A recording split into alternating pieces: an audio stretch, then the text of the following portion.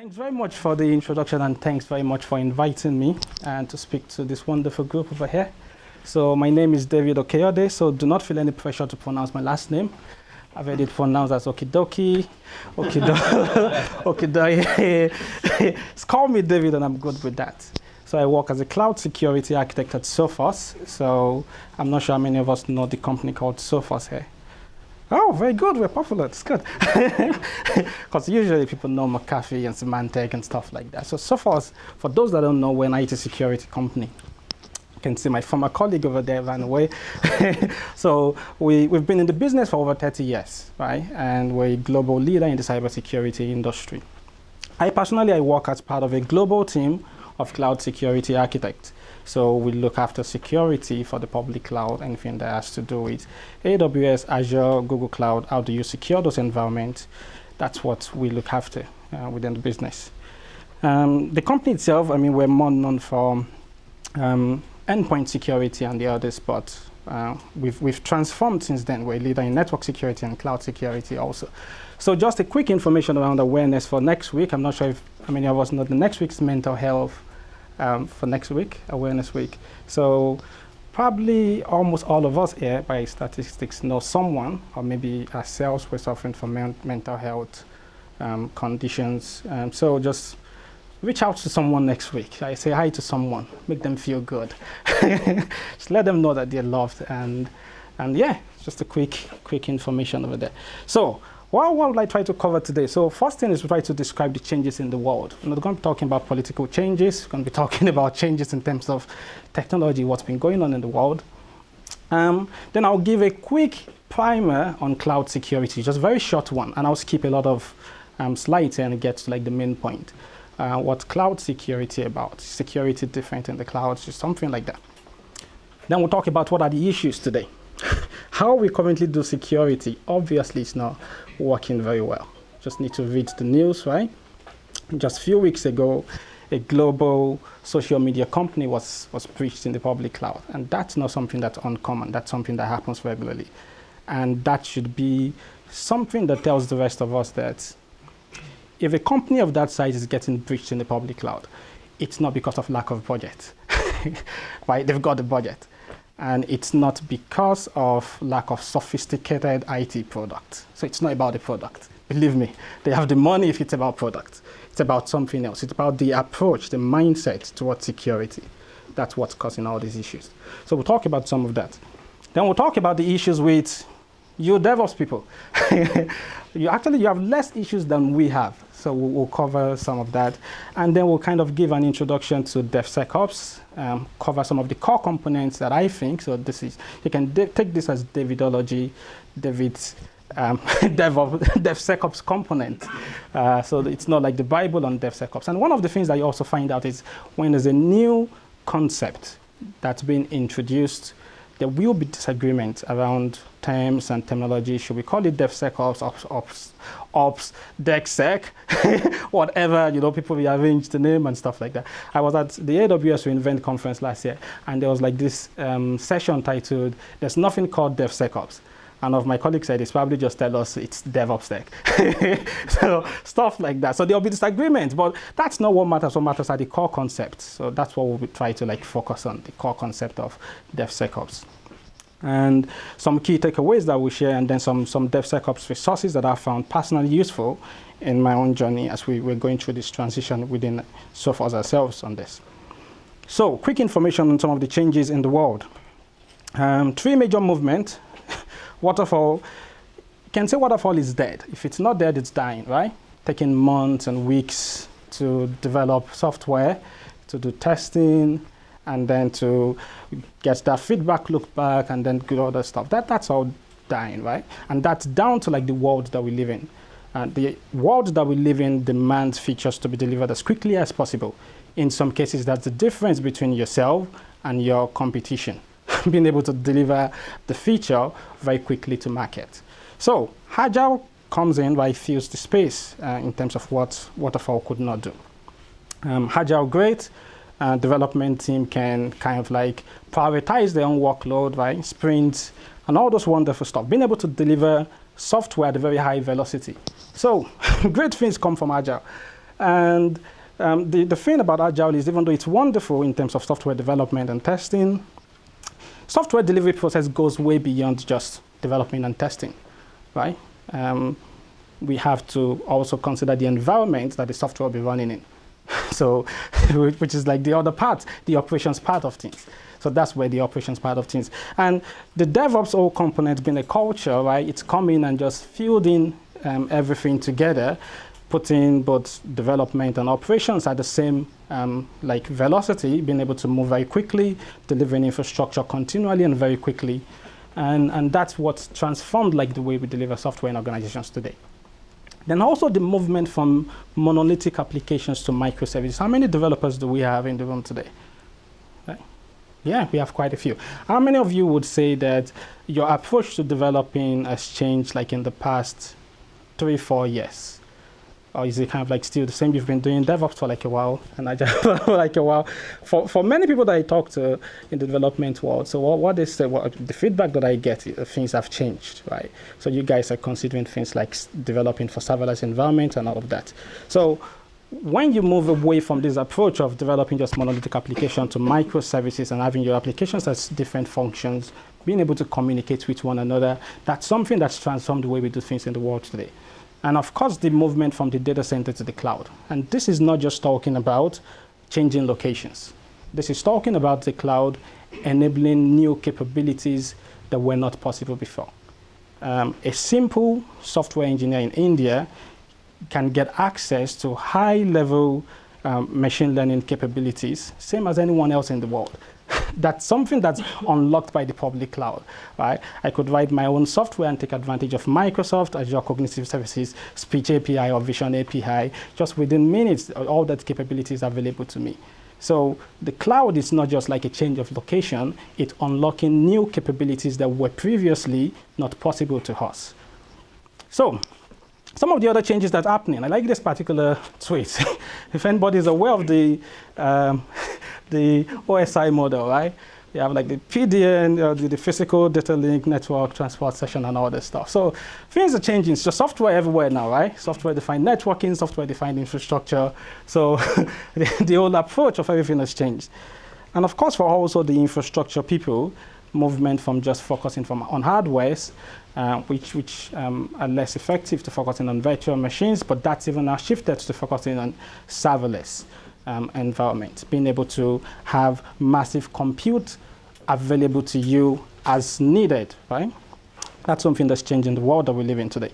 So that being said, just to give an introduction, let's talk very quickly about cloud security, just something very brief, and then we'll go into some of the DevSecOps component of this talk. So cloud security.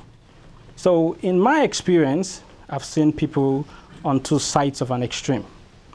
I've seen people come at cloud with an approach of the cloud is not secure. And then I've seen people on the other extreme that goes, the cloud is secure, right? We don't need to do anything, the cloud is secure. And I understand the reason behind some of those. Right? People come at the approach of the cloud is not secure. One of the questions that I like asking them is to say, how many of you have $1 billion to spend on security every year? And usually very little hands in the room go up.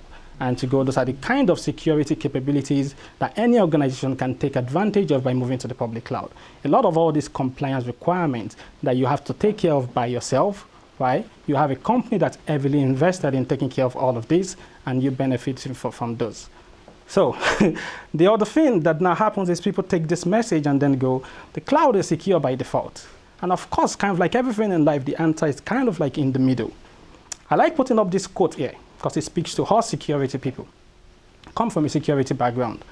So security refers to all the measures that are taken to protect the place, to ensure that only people with permission enter it or leave it. And the emphasis on the word all is mine.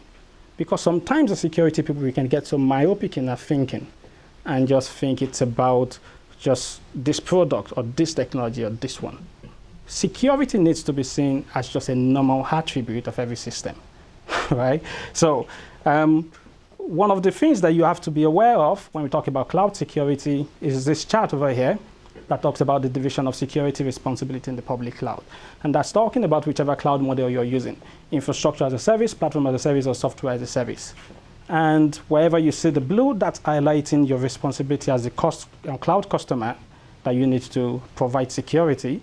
And wherever you see the gray, that's highlighting the security responsibility of the cloud provider, AWS, Azure, Google Cloud, whichever that you're using. What I do as I go to multiple organizations to talk to them is I say, anywhere that you see blue on the screen, if I ask you as an organization, what's your strategy in this area, and you have none, what you're doing is you're leaving yourself open to threat. It's as simple as that, right?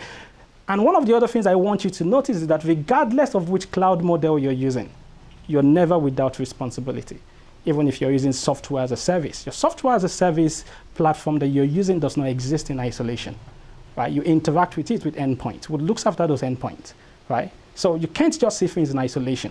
You've got to see things as a whole and see things as an ecosystem. You're going to have that ecosystem thinking when you talk about security.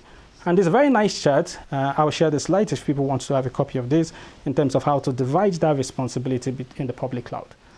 So this is, this is where I'll skip some of the other slides here because I want to move on to some other things because we got just a few minutes to spend together. So let's talk about some of the issues with security. One of the issues that with all security people is that we've kind of like missed the memo that we live in a DevOps world. So, and it's one of the things that we still live in a world where we're trying to inhibit and control change. And in actual reality, the world that we live in, change is continually happening. Change is happening all the time, right? You have the continuous delivery, continuous integration, continuous delivery. Whereas we're still living in a world of we're writing guidance documents.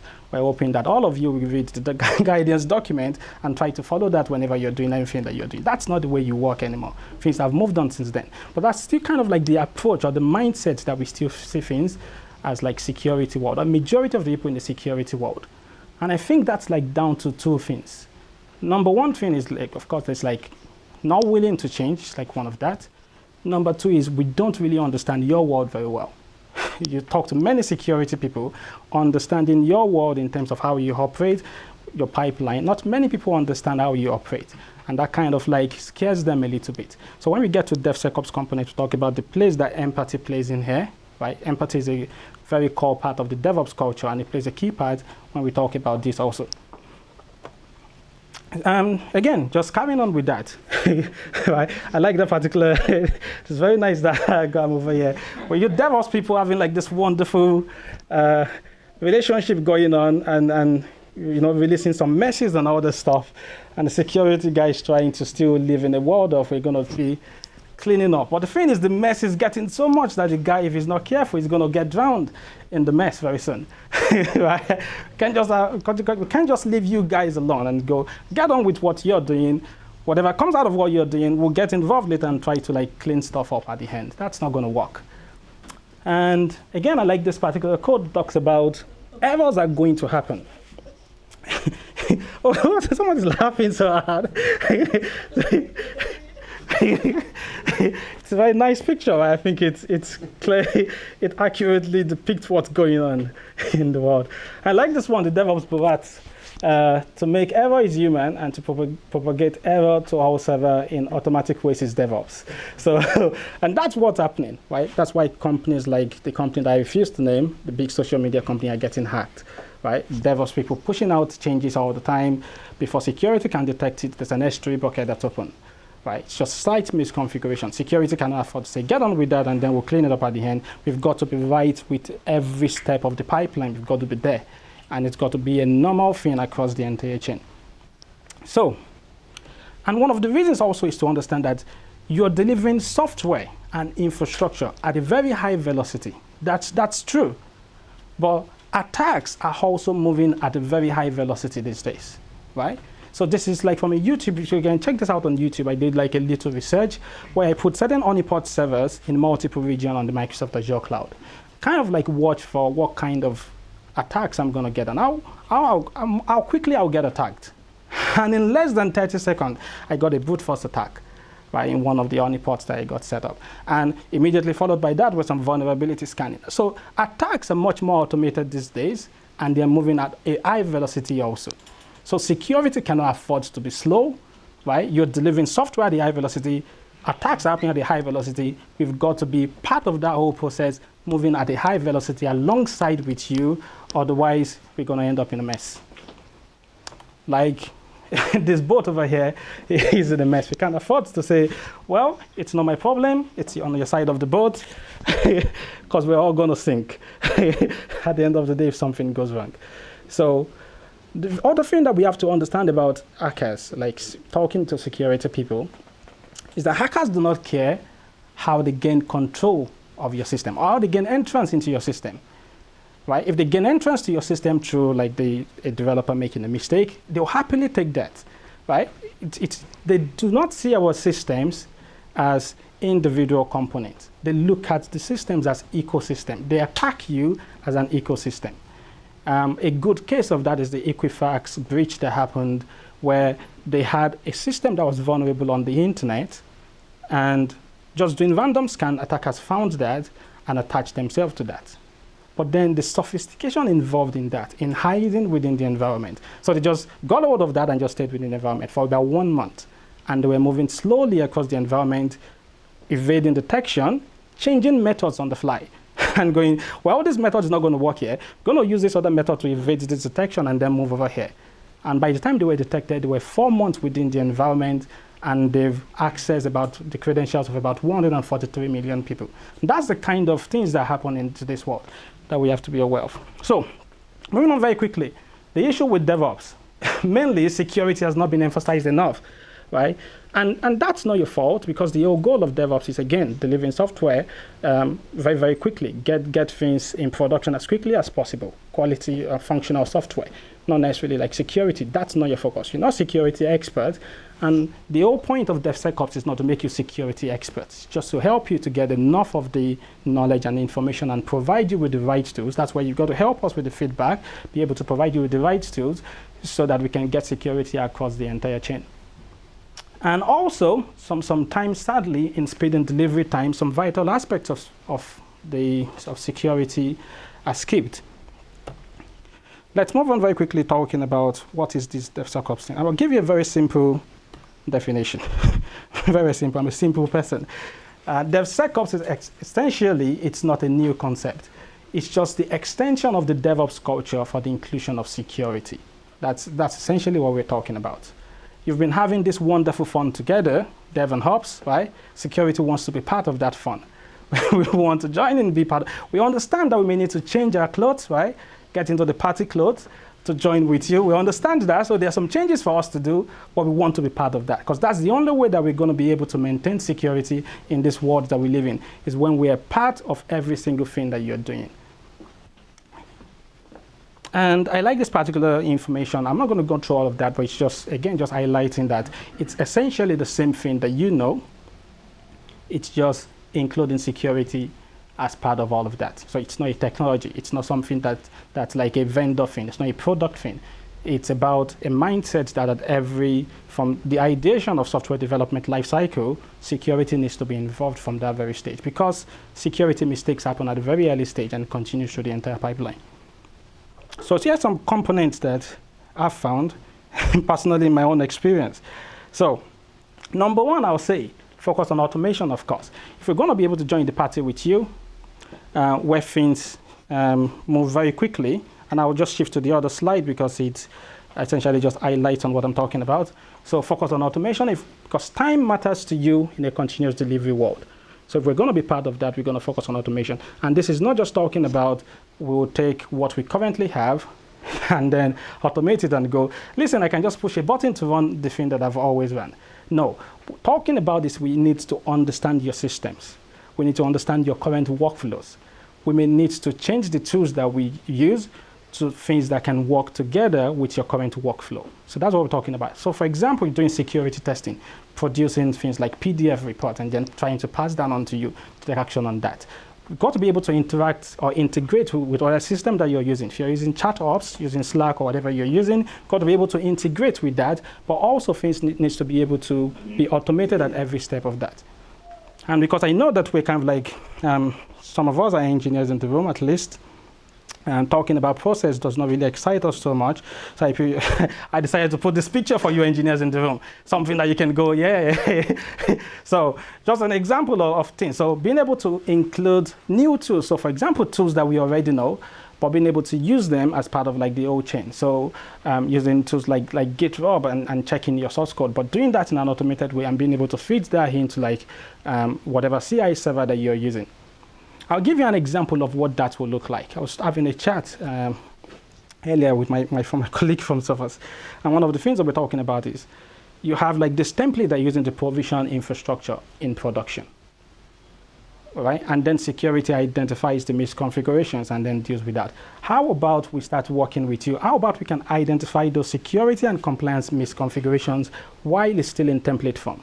It's nothing stopping us from being able to do that, right? If we understand like what you're doing, just with a few tweaks of existing tools, open source tools that we have, we can integrate right along that, and we can identify security misconfiguration in template form, in your CloudFormation template, in your Azure Ham template, in your Terraform template, before that even goes into production. And then the interesting thing is, if we're part of that whole process, then we can be part of like the pipeline where if there's a security misconfiguration in the template, it cannot go into production except that is fixed. So that's like practical terms in terms of what we're referring to here.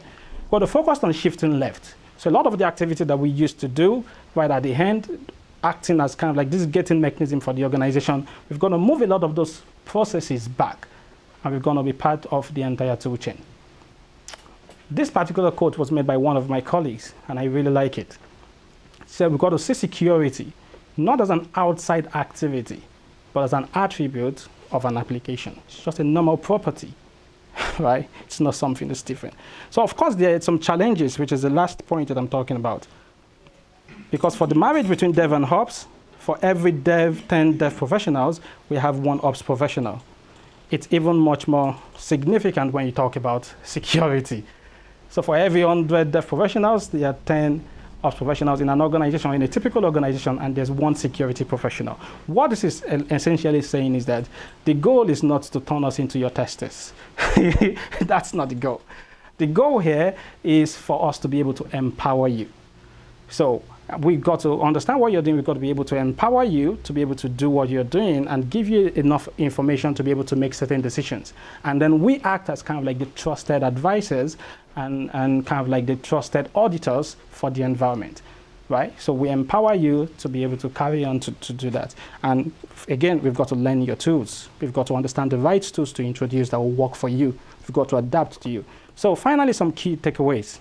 New security playbook has changed. Got to have empathy for one another. So when the security guy comes to talk to you about, be open to share your experience and knowledge in terms of how you do things with them. We understand that we need to be fast and non-blocking. Security testing must be automated in every single phase. So look at your entire pipeline. If security checks are not included as part of every chain, there's a risk that something will go wrong. And there's a risk that you expose the organization. So get your security guys, speak to them, and find out how you can include security testing as part of that.